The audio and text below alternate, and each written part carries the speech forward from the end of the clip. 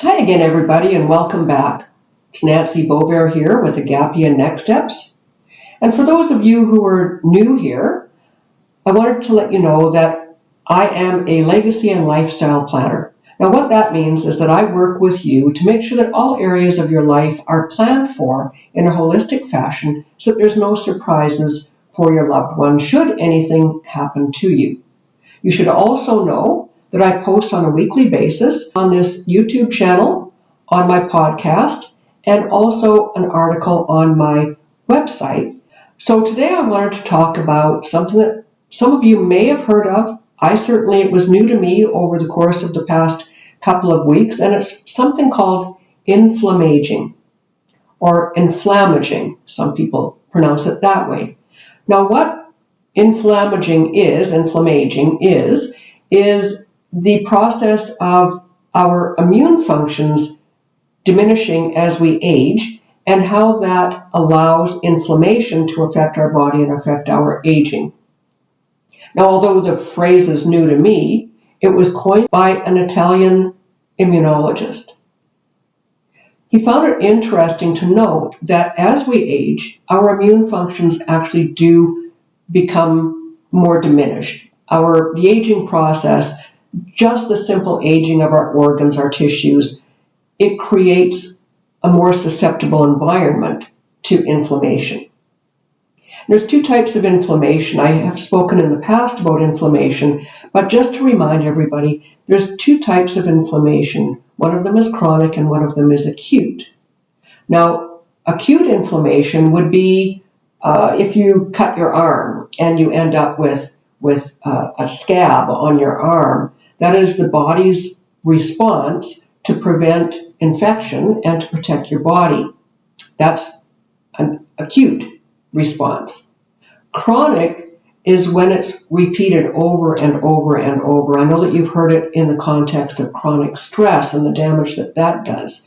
Stress, of course, is a factor that feeds into the whole inflammation process.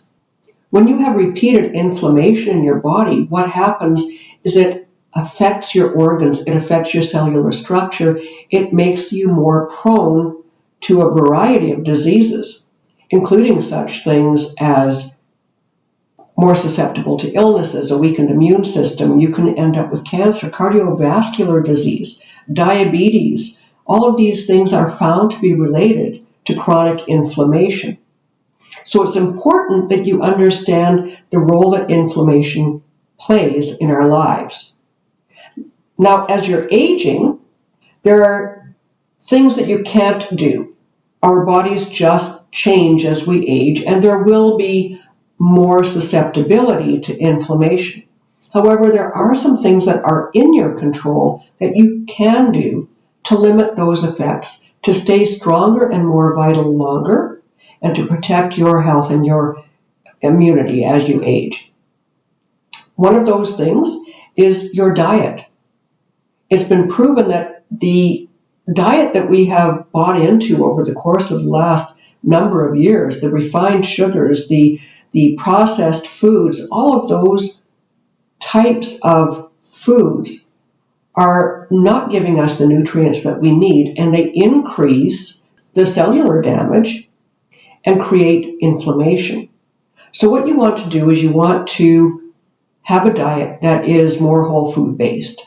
Whether you're vegan, whether you're vegetarian, whether you're an omnivore, make sure that you have a wide variety of foods. There's been some evidence, we've heard tons always about the Mediterranean diet, but there is some evidence that adopting a Mediterranean diet also helps reverse or prevent some of the effects of inflammation on the body. Also, stay active.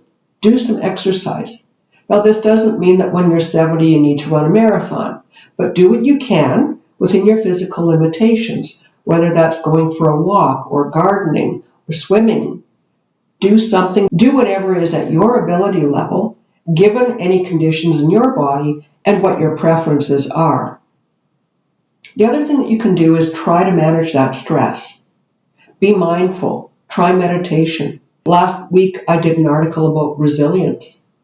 Don't wallow in events that happen to you that are challenging, that make you question what is happening in your life. You have to approach them, certainly approach them and go through your process with your grieving or whatever it is that you have to do. But then build in your resilience. Start to take a look at how you can use that obstacle that happened to you in a more positive fashion, and how you can inspire others. By reducing your stress, you're going to reduce those inflammatory markers that will create the inflammation and the problems with your body. The other thing is sleep. Sleep is nature's way of giving our body time to repair itself. So it's really important that you focus on getting the right amount of sleep. Now, I know that also with aging, a lot of times people have insomnia. So if you need to sleep 4 hours and then nap, do what you have to do, but give your body that time to rest and that time to heal. So I hope that you found this interesting.